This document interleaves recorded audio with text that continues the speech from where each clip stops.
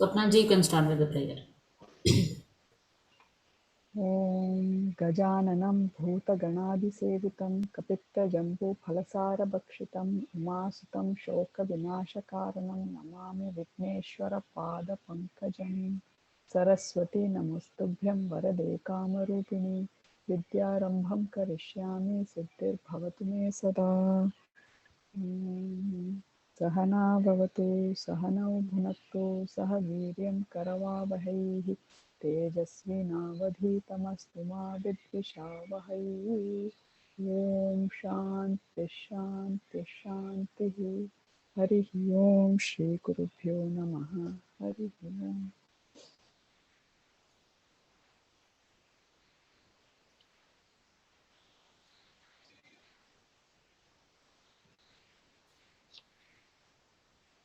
Lavanya Mahodaya na agativati. She said she'll be like slightly late. Today we'll go for Karmani Lot. So these are the forms. Saraswati ji, can you read this? Lot kartari prayogaha. Patatu, patatam, patantu. Pata, patatam, patatha. Patani, patava, patama. Karmani prayoge. Patyatam, patyetam, patyantam. Patyasva, patyetham, patyadvam. Patyai, patyavahai, patyamahai. Lot kartari prayogaha. Is it? Atmanepadi. Vandatam, vandetam, vandantam, vandasva, vandyetam, vandadvam. Sorry, vandetham, vandadvam. Vandai, vandamahai, vandavahai, vandamahai. Karmani prayoge. Vandyatam, vandyetam, vandyantam. Vandyasva, vandyetham, vandyadvam. Vandai, vandyai, vandyavahai, vandyamahai. So this is same as similar to what is in Atmanepadi. The Karmani Prayoga is just in Kartari for Parasmaipadi Dhatu, we have to just add ya to the similar to what we did in Karmani. And in Karmani Prayoga also, I mean, for the Atmanepadi also, the adding just ya. That will give the So one important thing which you have to notice, the Prathama Purusha Dvivachana form of Kartari Parasmaipati and the Prathama Purusha Ekavachana form of Atmanepati look similar. So this is Patatam and Vandatam. So while translating, we should be, converting to Karmani, we have to make a note of this. Otherwise, we'll go wrong. That is the only thing which we have to note it here. Now we can go to the Abhyasa. Yeah, the Dvivachanam form will have the A sound. Whereas the, if you look at this here. No, in Karmani it will be A. In Karmani it is A, but in Kartari, here it is Patatam and here it is Vandatam. There is no Yakara here. Yeah. The only difference is this is Parasmaipati and this is Atmanepati. They look similar, but this is Dvivachanam and this is Ekavachanam. Okay.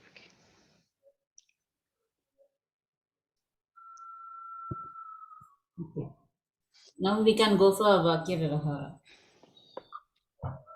Page number 483.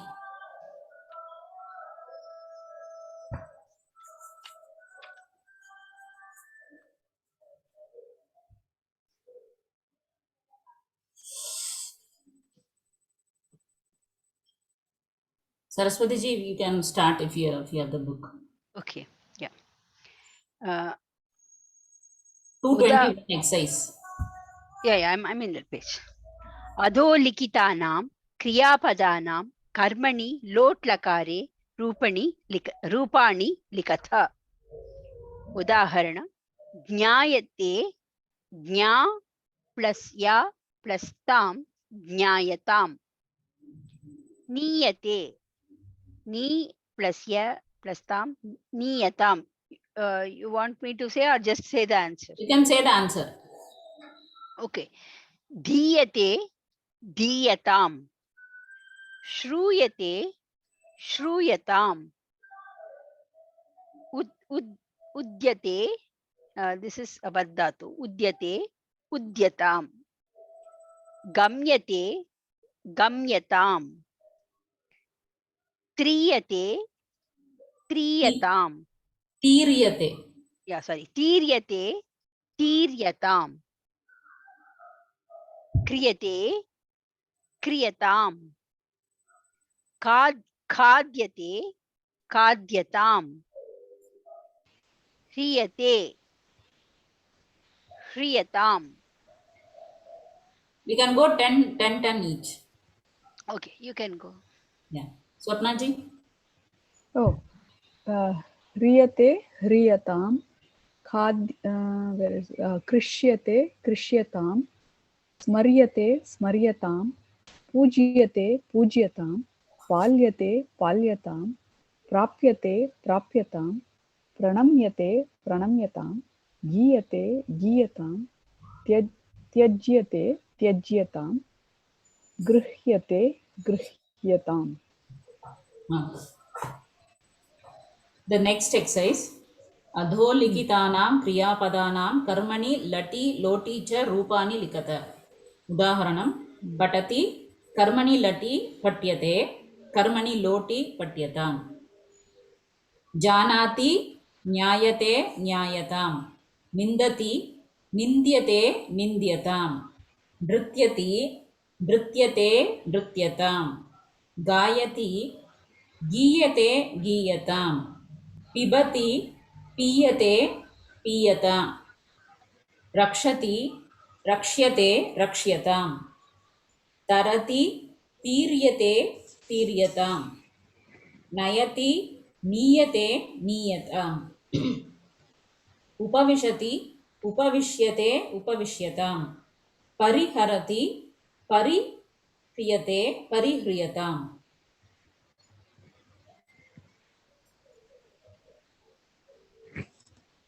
Saraswati भगिनी. Yeah. Nashyate,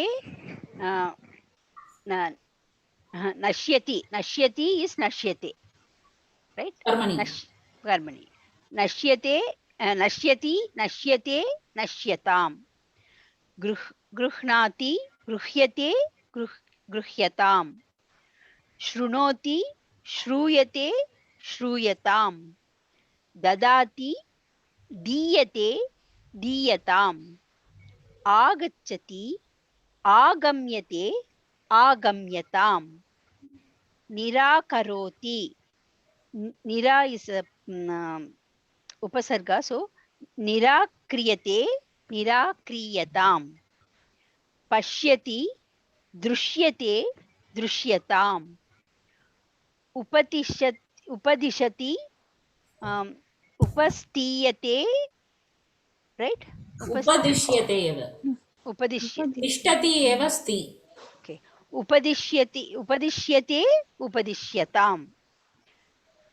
I went the complete. Let me finish. Okay. Vadati.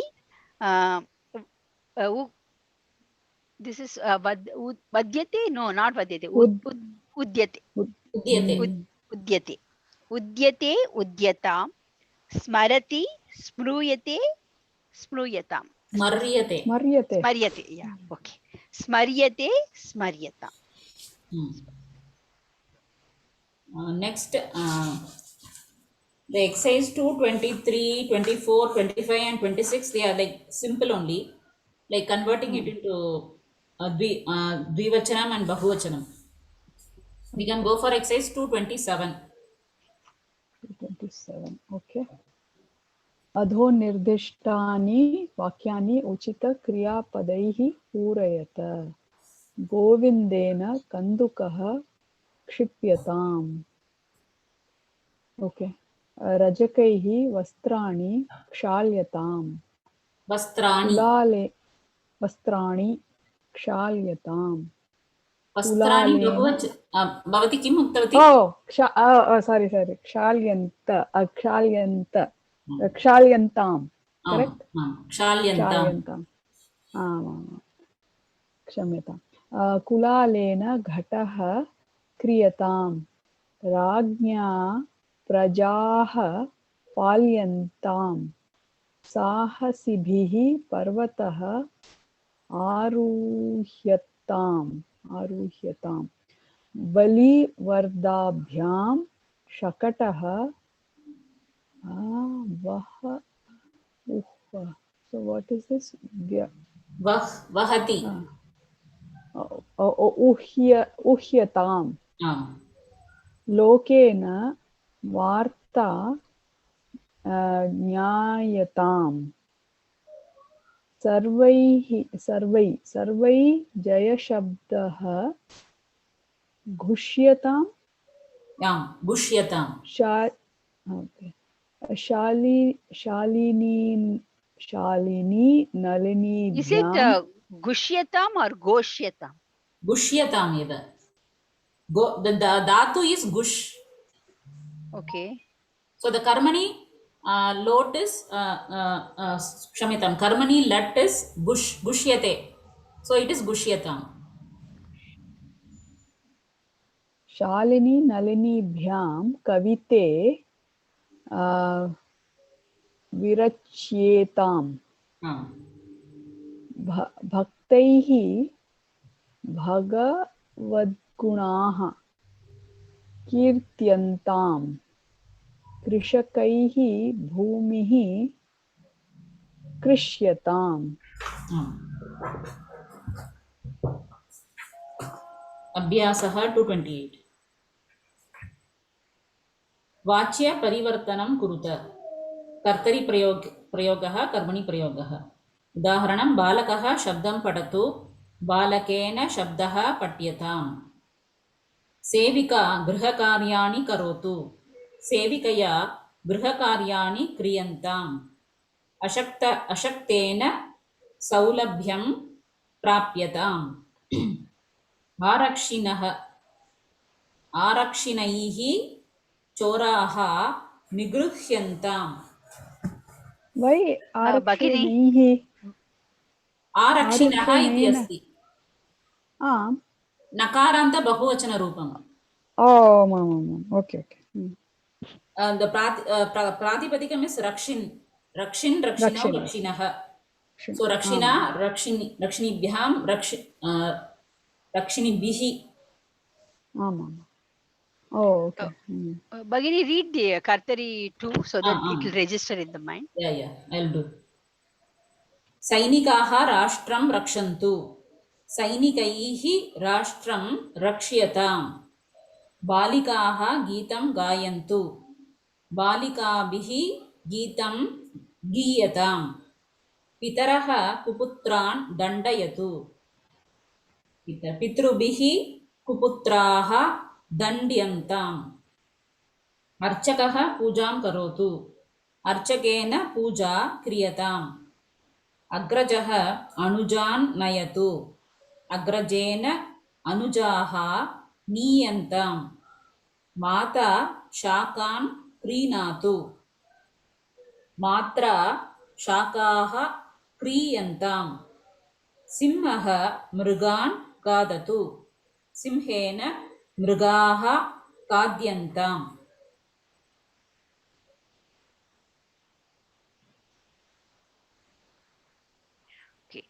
धेनुः क्षीरं ददातु धेनुः धेन्वो धेनुः धेनुना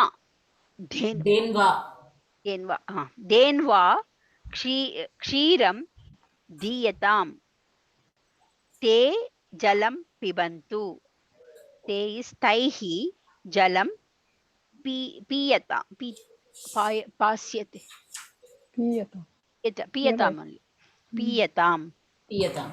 पीयताम् सा मुखं प्रक्षालयतु तया मुखं प्रक्षालयताम् प्रक्षाल्यते प्रक्षाल्यताम् मुकुन्दः स्वमित्रम् आह्वयतु मुकुन्देन स्वमित्रम् only because mitram स्वमित्रम् आह्वयताम् What is the lat karmani rupam? आह्वयते Ahuyate. आहूयते so आह्यताम् Ahuyatam. आहूयताम् आह्यते आहूयताम् कपिः वृक्षम् आरोहतु कपिना वृक्षः आरुह्यताम्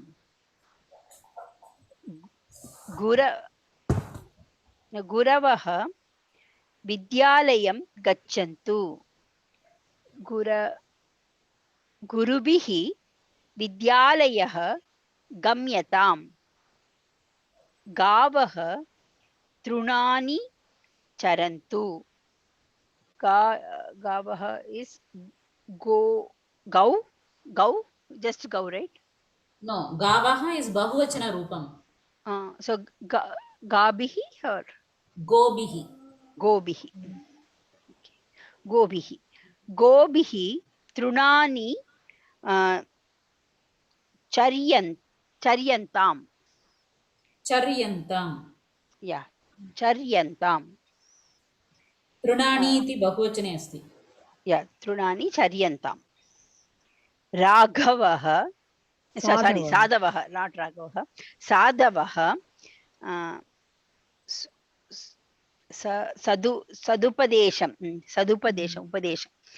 सदुपदेशं कुर्वन्तु उपदेशः भवतु रैट् साधवः इस् अगेन् साधुभिः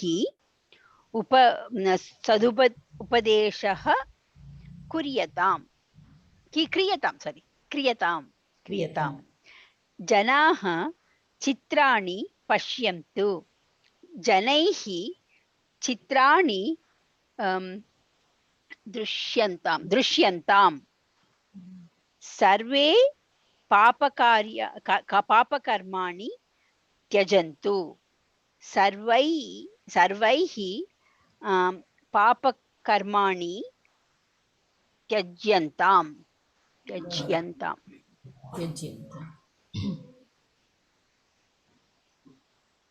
Next we can go for Bhasha Pravesha. Page number Bhagini? 149.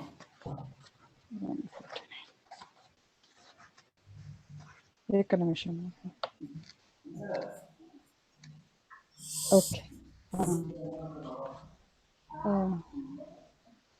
So what do you want me to do? Abhyasa? Abhyasa 1. Abhyasa 1. Page 14. 149 tane? Rakshatu rakshyatam. Okay. So I'll do the first group. Yeah. Rakshatu rakshyatam nayatu niyatam uhatam uhyatam vandyatam ikshyatam sahyatam ahvayatam so ahuyatam okay. Gayatu giyatam kartari bhave vardhatam vardhyatam ramatam ramyatam kampatam kampyatam labhatam. I'll continue or you want to do? You can finish it. Okay. Labhatam labhyatam sevatam sevyatam dadatu diyatam vadatu udyatam shunotu shruyatam janatu jnayatam alokatam alokyatam अपेक्षताम् अपेक्ष्यतां वर्ततां वर्त्यतां शोभतां शोभ्यतां Shubhyatam. शोतां O Shobhatam is Shubh. शुभ्यतां Shobhate, the Karmani Rupam is शुभ Shubhyate. शुभ्यतां शेतां शय्यतां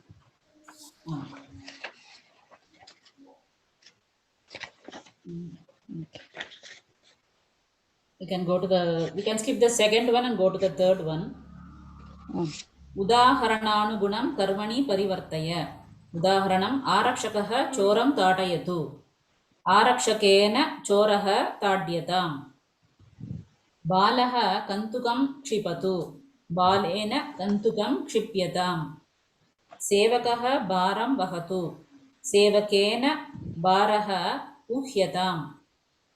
सर्वे शब्दं शृण्वन्तु. सर्वैः शब्दः श्रूयताम्. छात्रः स्यूतं गृह्णातु.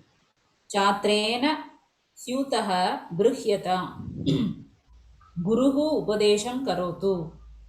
गुरुणा उपदेशः क्रियताम्.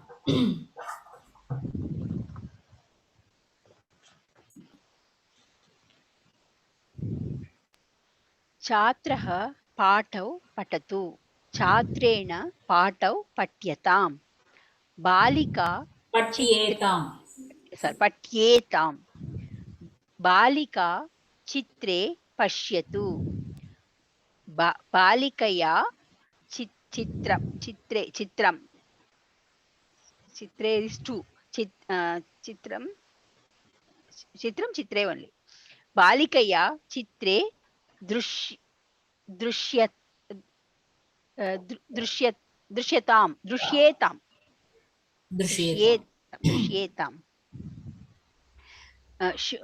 शुनकः गृहं रक्षतु. शुनकेन गृहं रक्ष्यताम्. अग्रजः अनुजौ नयतु. अग्रजेन अनुजौ will be अनुजौ only. अनुजौ नीयेताम्.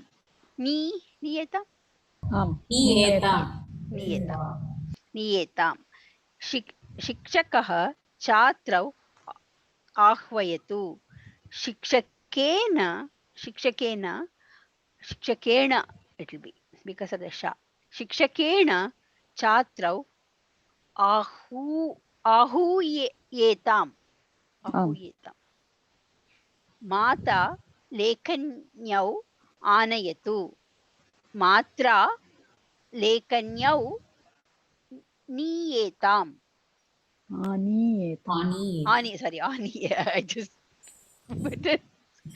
आनीयेताम्. सप्ता महोदय. ओके. एषा कविताः जानातु. एतया कविताः ज्ञायन्ताम्. अयं कार्याणि करोतु. एनेन कार्याणि क्रियन्ताम्. भवती श्लोकान् उच्चारयतु. भवत्या श्लोकाः उच्चार्यन्ताम्. त्वं शब्दं शृणु. त्वया शब्दः श्रूयताम्. करेक्ट.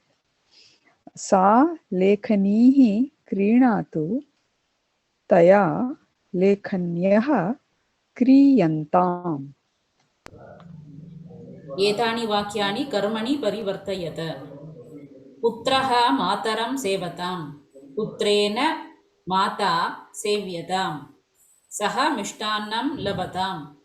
तेन मिष्टान्नं लभ्यताम्. युवकः मातापितरौ वन्दताम्.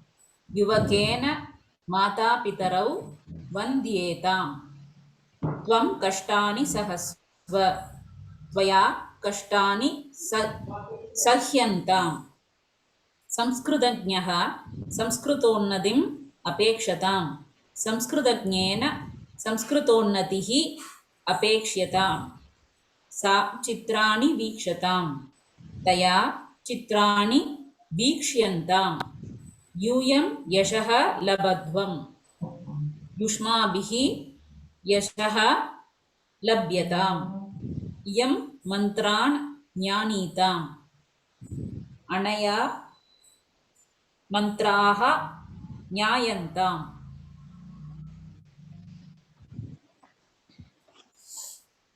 सरस्वती भवान् भवान् रसं पिबतु भवता रसं पीयताम् रसः रसः पुंलिङ्गे रसम् अपि शुद्धमेव रसमपि रसः रसम् भवती पाठौ पठतु भवत्या पाठौ पठ्येताम् त्वं कार्याणि कुरु त्वया कार्याणि will be कार्याणि क्रियन्ताम् क्रियन्ताम् भवान् कार्याणि जानातु भवान् सो भवता कार्याणि ज्ञायन्ताम् बिकास् भवन्तः गीतं शृण्वन्तु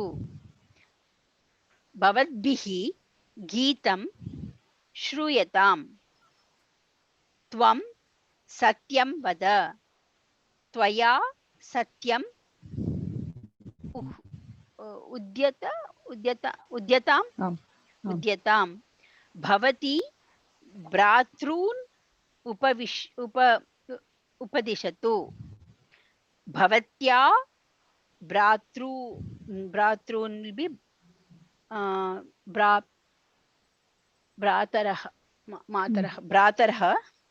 भ्रातरः उपदिश्यन्ताम् भवन्तः सर्वान् आह्वयन्तु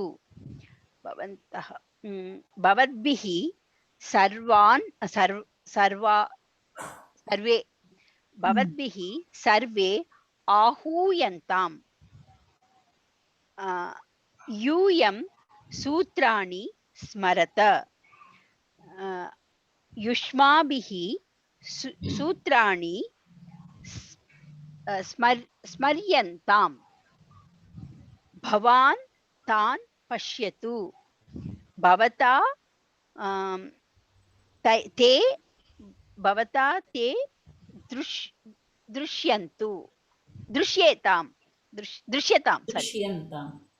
दृश्येताम् बहुवचनं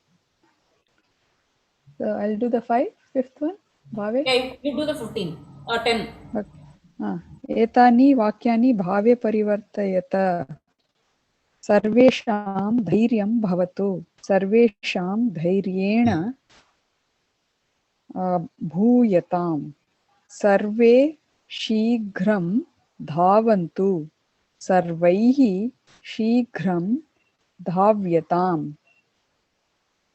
त्वम् उत्तिष्ठ त्वया उत्थीयताम् ते मा पतन्तु तैः मा पत्यताम् युवां हसतम् युवाभ्यां हस्यताम् भवन्तः आसन्दे उपविशन्तु भवद्भिः आसन्दे उपविश्यताम् बालकाः मा रुदन्तु बालकैः मा रुद्यताम् यूयं नृत्यत युष्माभिः नृत्यताम् चित्राणि शोभन्ताम् चित्रैः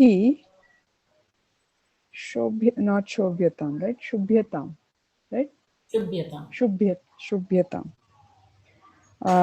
बालके लज्जेतां बालिके लज्जेतां बालिकाभ्यां लज्यताम् सस्यानि कम्पन्ताम् सस्यैः कम्प्यताम् त्वं मोदस्व त्वया मोद्यताम् खगाः डयन्ताम् खगैः डीयताम् राइट आम् यूयं दीयते सत्कार्ये रमध्वं युष्माभिः सत्कार्ये रम्यताम्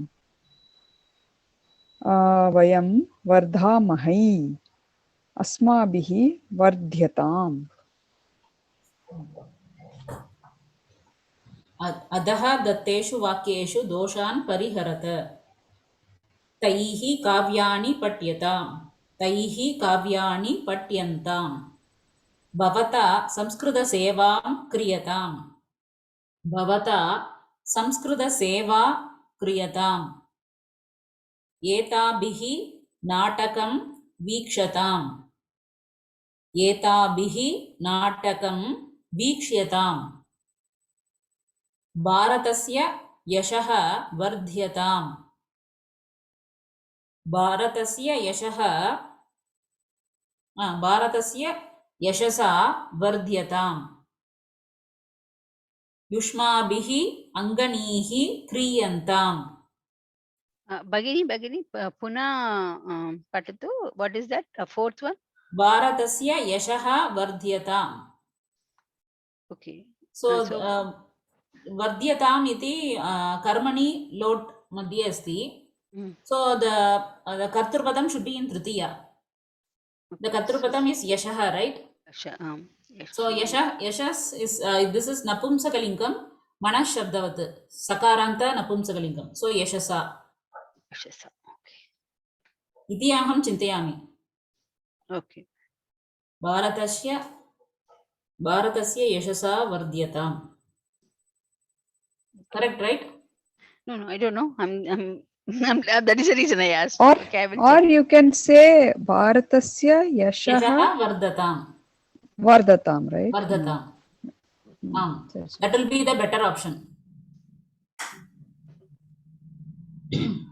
युष्माभिः अङ्कनीः क्रियन्ताम् युष्माभिः अङ्कन्यः क्रियन्ताम् माता भोजनं दीयताम् मात्रा भोजनं दीयताम् सर्वैः संस्कृतेन भाषन्ताम् सर्वैः संस्कृतेन भाष्यताम् शिशुभिः सर्वान् अवलोक्यन्ताम् शिशुभिः सर्वे अवलोक्यन्ताम् सस्यानि कम्प्यन्ताम् सस्यानि कम्प्यताम् भारतमाता विश्वे विराज्यताम् भारतमात्रा विश्वे विराज्यताम्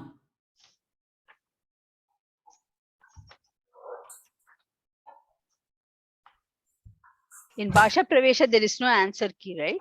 Yeah, there's no answer. Okay. We can check in Gita Sopanam if similar thing is there. Yeah, so now we can go for Prayoga Vistara. Ekanimisham Bhagini, the 10th answer is Bharat Matra Vishwe Virajyatam.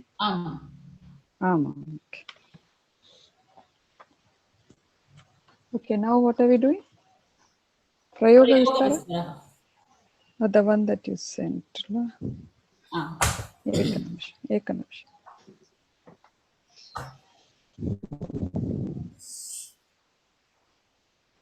Page number 52.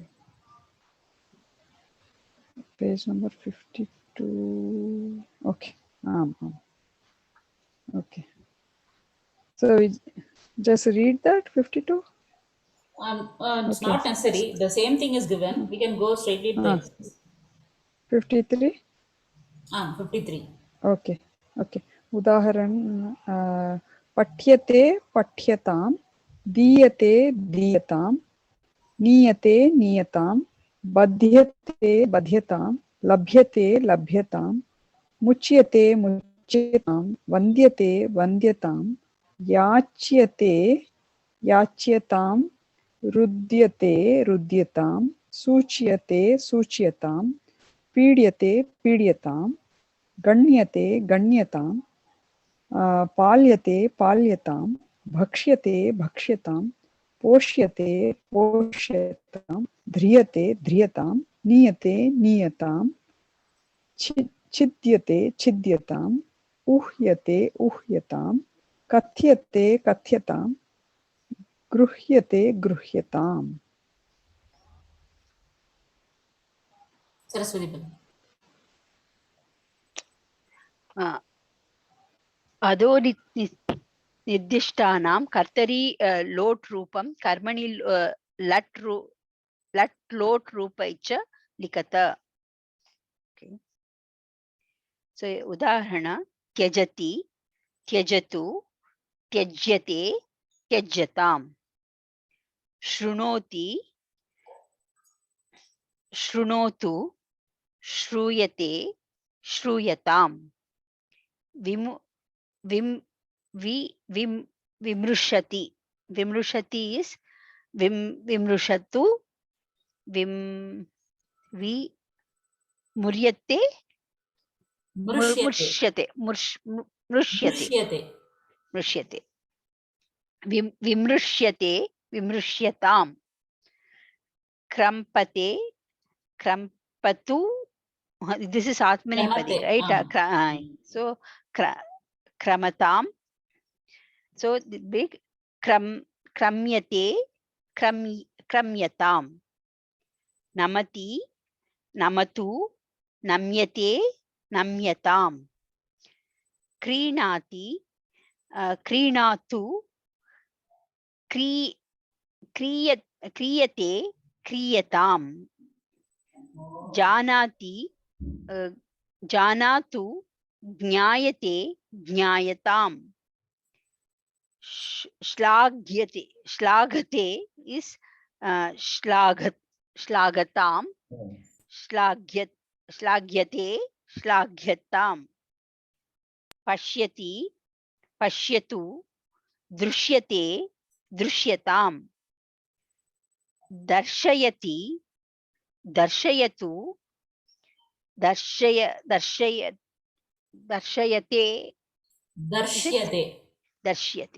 दर्श्यते दर्श्यताम्. Should I do the rest? Yeah, finish the full exercise. अनुभवति अनुभवतु अनुभूयते अनुभूयताम्, वितरति वितरतु वितीर्यते वितीर्यताम्, कम्प्यते कम्प्यति. So that will be कम्प्यतु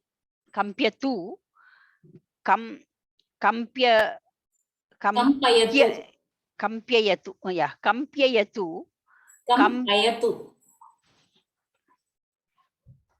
Only makara is half. Pa ya is full. Kampayatu. Kampayatu. Kampayatu. Here it will be kampyayatam. Kampyate.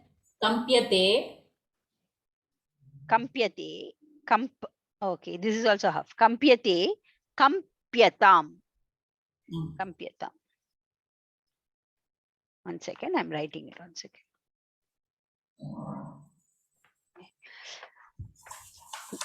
Nirmati, nirmatu, ni is this one. So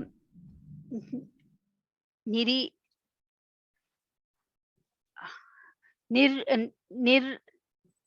This will be martir. How is it? Nirmiyate. Nirmiyate. Okay. Nirmiyate, nirmiyatam. Nirvahati. So nirvahatu, nirvihat, Vahati is a special form. Uhyate. Uhyate. Niruhyate, nirhuhyatam. That the sandhikaryam, because of sandhikaryam, it will become niruhyate. Niruhyate. Niruhyate. Yeah. Niruhyate. चोरयति, चोरयतु, चोर्यते, चोर्यताम्. अधो निर्दिष्टानां लोट् लकार रूपाणां कर्मणि रूपं लिखत. स्मरतु स्मर्यतां, निन्दति निन्द्यतां,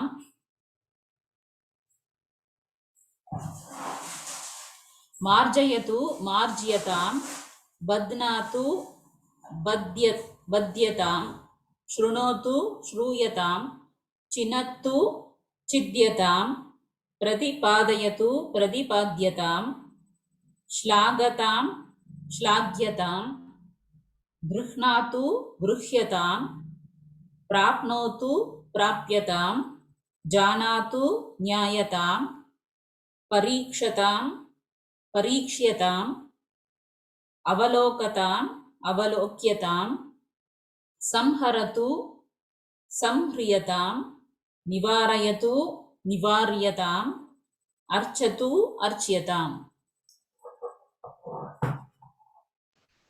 Bhagini, what did you say for that chinattu? Chidyatam. Chid. The dhatu is chid. Chid. चिद्यत बालः पाठं पठतु बालेन पाठः पठ्यताम् कर्मकरी पात्रं प्रक्षालयतु कर्मकर्या पात्रमेव राइट पात्रं प्रक्षाल्यताम् अध्यापकः छात्रं बोधयतु अध्यापकेन छात्रः बोध्यताम् रोगी औषधं सेवताम् रोगिणा औषधमेव राइट औषधं सेव्यताम् कलाकारः चित्राणि रचयतु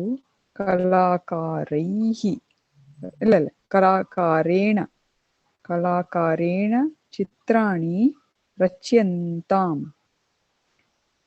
आपणिकः वस्तूनि ददातु आपणिकेन वस्तूनि दीयन्ताम् भक्ताः देवं प्रणमन्तु भक्तैः देवः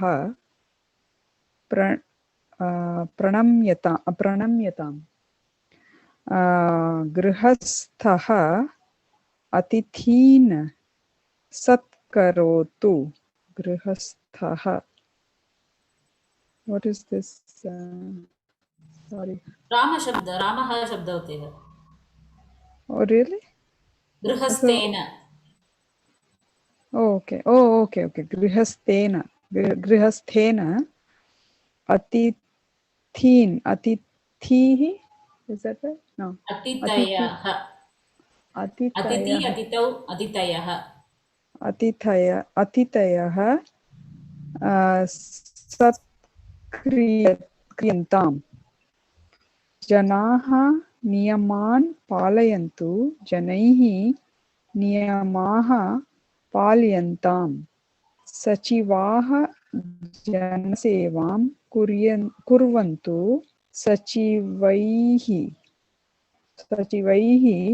जनसेवा क्रियताम् छात्राः वाक्यानि लिखन्तु छात्रैः वाक्यानि लिख्यन्ताम् करेक्ट ओके गायकः पद्ये श्रावयतु गायकेन पद्ये श्राव्यताम् so what will this be श्राव्यताम् पद्ये इति द्विवचने अस्ति श्राव्येताम् श्राव्येताम् ओके अनुजः पाठौ पठतु अनुजेन पाठौ पठ्येताम् राजा भट्टौ प्रेषयतु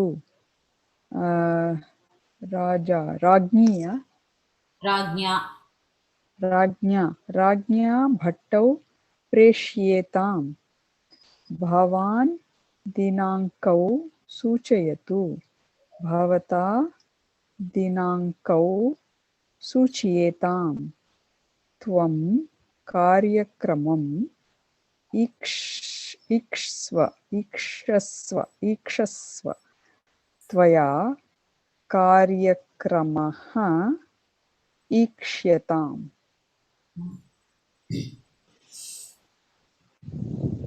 Ikshyata, that is आम् tvaya because of the, okay, sorry. भावेन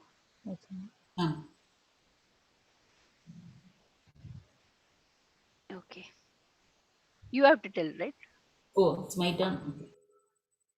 उदाहरणं त्वं विद्यालयं गच्छ त्वया विद्यालयः गम्यताम् त्वम् असत्यं मा वद त्वया असत्यं मा उद्यताम् त्वम् आदेशान् पालय त्वया आदेशाः पाल्यन्ताम् त्वं प्रथमश्रेणीं प्राप्नुहि त्वया प्रथमश्रेणी प्राप्यताम् त्वं समाजसेवां कुरु त्वया समाजसेवा क्रियताम् त्वं दीनान् उद्धर त्वया दीनाः उद्ध्रियन्ताम्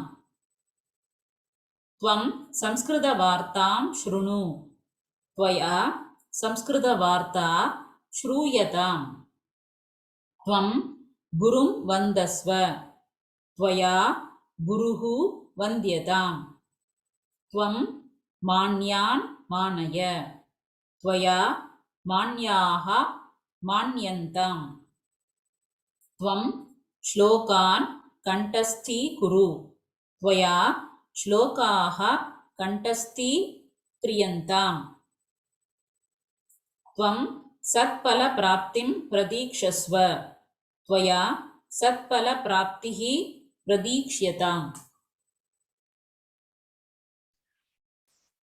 Tvam balan ma dandaya. Tvaya balaha ma dandayantam.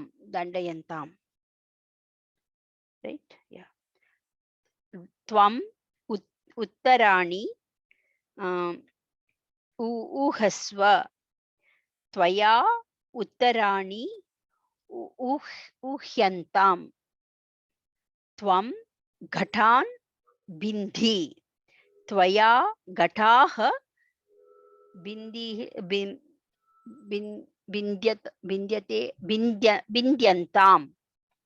भिन्द्यन्ताम् त्वं वरान् वृणु so त्वया वराः वृण्यन्ताम्.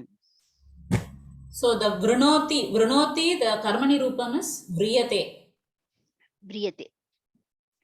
So vriyantam. Vriyantam. Vriyantam.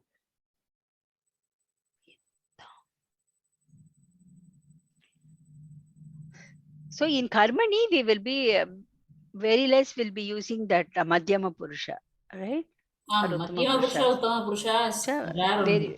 So we have to be careful in especially like this when there is a tvam or aham coming. You have to be careful when converting. Tvam vastuni vikrinishva. Tvaya vastuni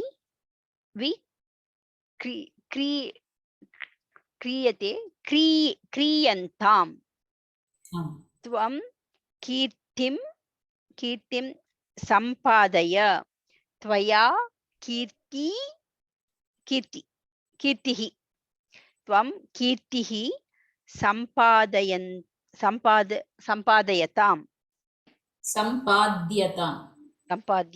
Yeah, yes.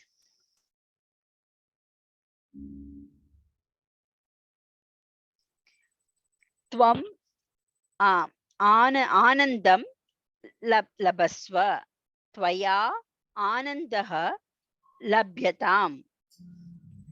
Tvam asatyam ma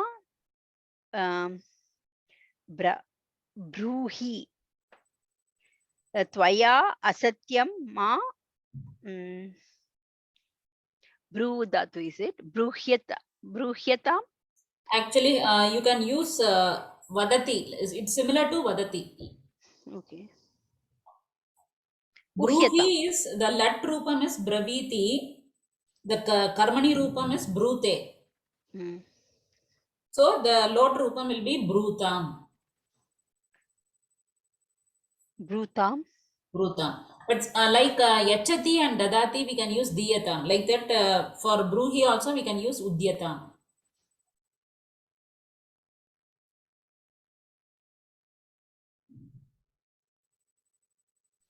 What did you say for the kartari, the karmani rupam for bruhi is? Bruhi, the lat rupam is braviti, brute. Brute. So the lot rupam will be brutam. Brute. So there is no ya in this. Brute. For karmani. Tvam devam archaya. Tvaya devaha archayate archayatam. Archyatam. It will be of archyatam. Tvam rajjum ma karsha. Tvaya rajju ma rajjuhu.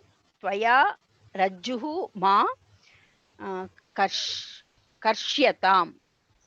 The same thing, dandaya. Would it be dandyatam or dandayatam? Dandiyatam. Dandyatam. I think Dandiyatam. Bhagini said, she said dandayatam. So Okay. Dandyatam. Sorry. Dandyatam.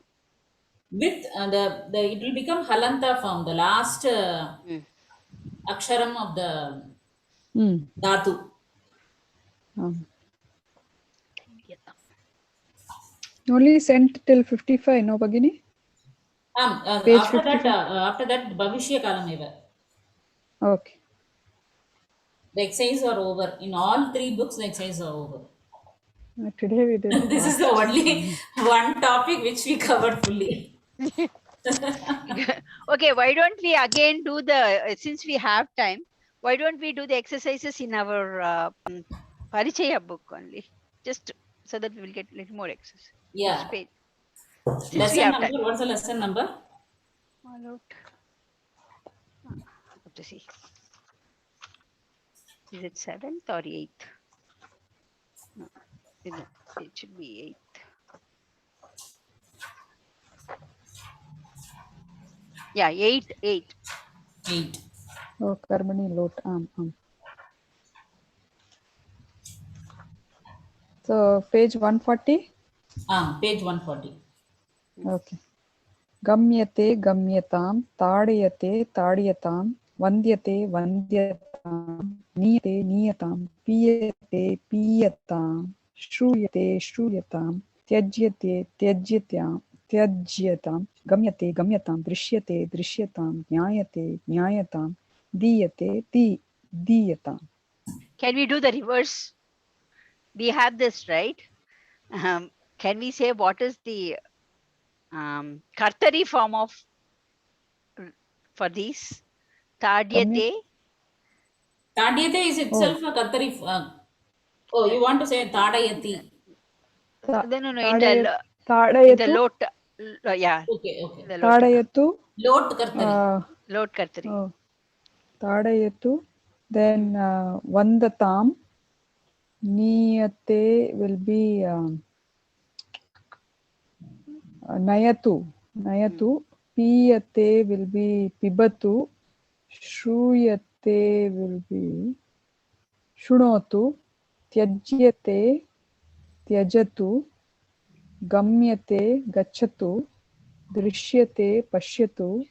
Jnayate janatu. Right? Okay, janatu. Diyate will be dadatu or dadatu. Dadatu. Your turn now, Bhagini. Likati. For the following active present form, write the corresponding passive present, let and passive imperative. Patati, patyate, patyatam. Likhati, likhyate, likhyatam. Kadati, kadyate, kadyatam. Pibati, piyate, piyatam. Nindati, nindyate, nindyatam. Kshalayati, kshalyate, kshalyatam.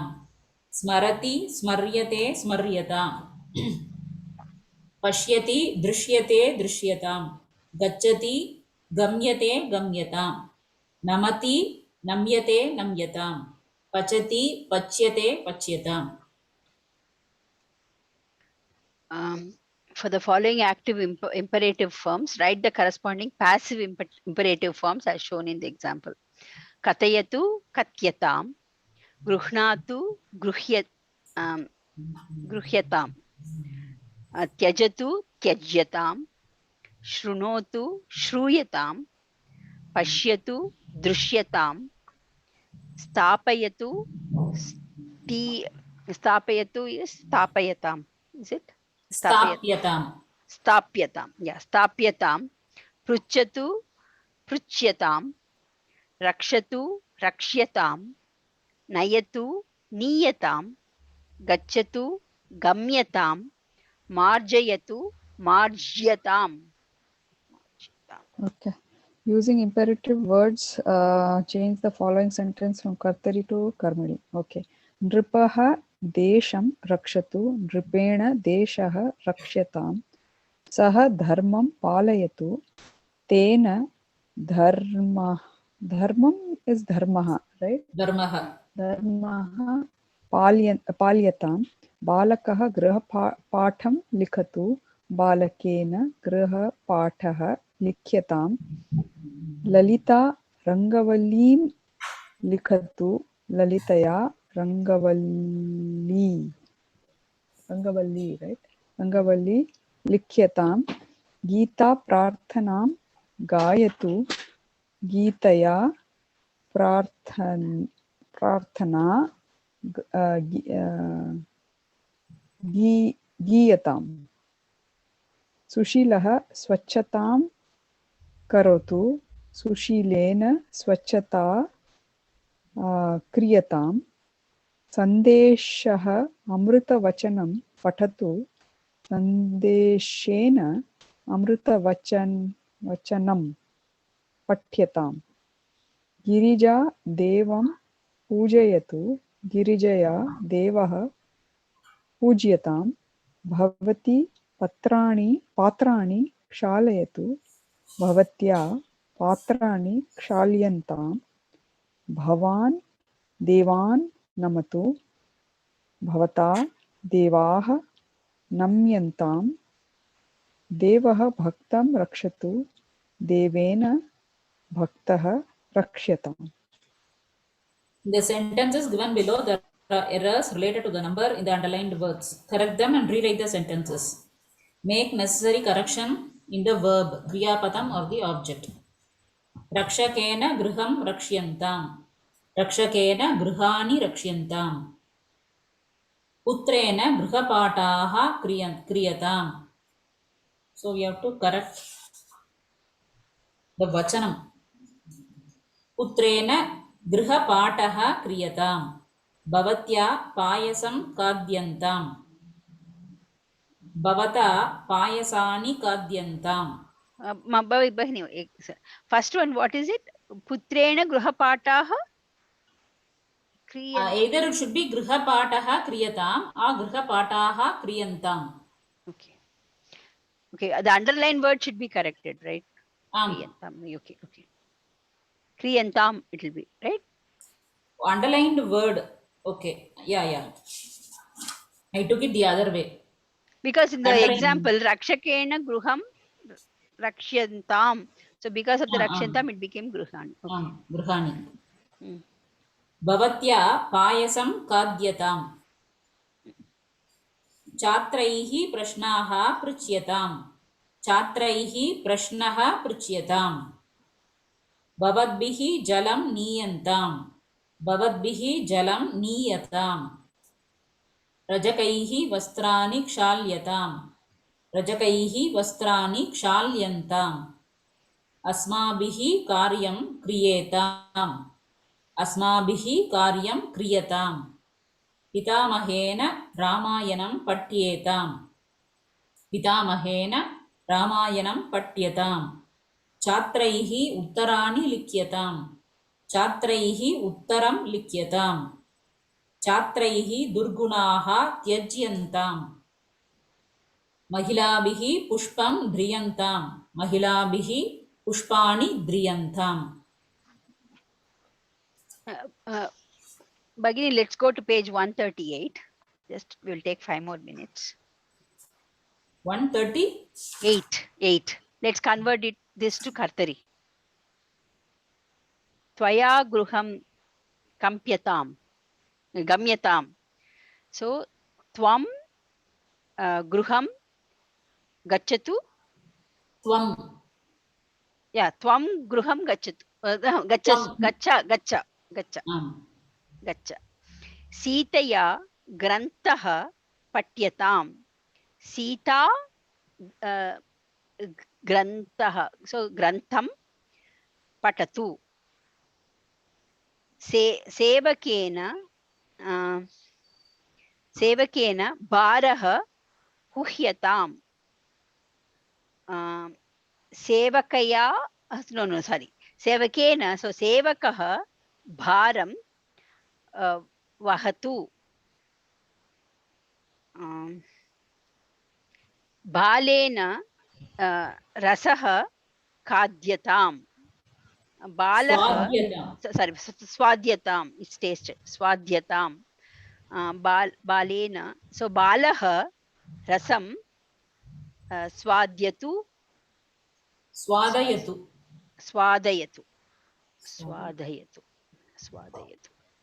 Okay. You also do Swapna Mahodaya. So everybody will get a chance to. Bhavadbihi karyam kriyatam bhavadbihi. So it is bhavatya, right? भवद्भिः भवद्भिः इति पुल्लिङ्ग बहुवचन तृतीया विभक्तिरूपम् Okay. Bhavantah karyam karyam karotu. भवन्तः इति बहुवचने अस्ति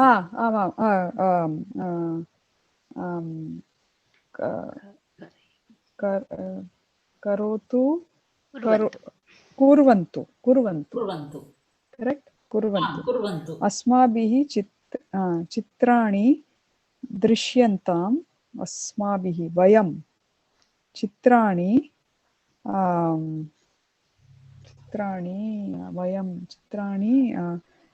pashyama correct you want to do the next okay taihi phalani khadyantam sahatautai taihi sahatautai te phalani khadantu correct Khadantu.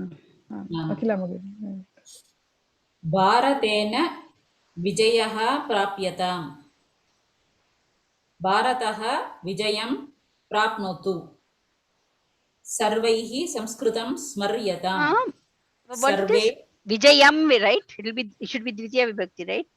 Bharatah Vijayam. Okay. Vijayam eva. I heard it as Vijayah.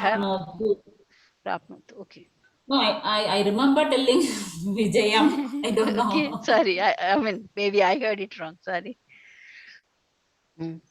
Sorry. Sarvaihi Samskritam Smaryatam.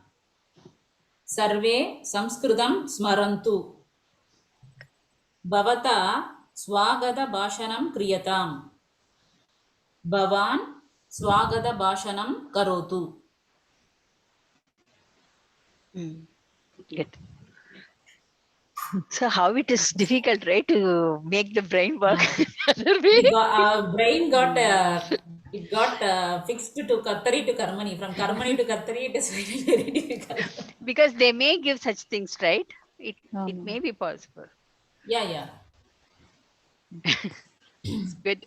Yeah, we will think. Yeah, Right. we can try like this. भवन्तु Once we have time, सुखिनः we can try like this. Yeah. Yeah. Yeah. Vadatu. सर्वे भवन्तु सुखिनः सर्वे भद्राणि Santu पश्य okay सर्वे Yes. भवन्तु oh my gosh go ahead Saraswati Mahodaya I lost my सर्वे भवन्तु सुखिनः सर्वे सन्तु निरामयाः सर्वे भद्राणि पश्यन्तु मा कश्चित् दुःखभाग् भवेत् ॐ शान्ति शान्ति शान्तिः श्री गुरुभ्यो नमः हरिः ॐ धन्यवादाः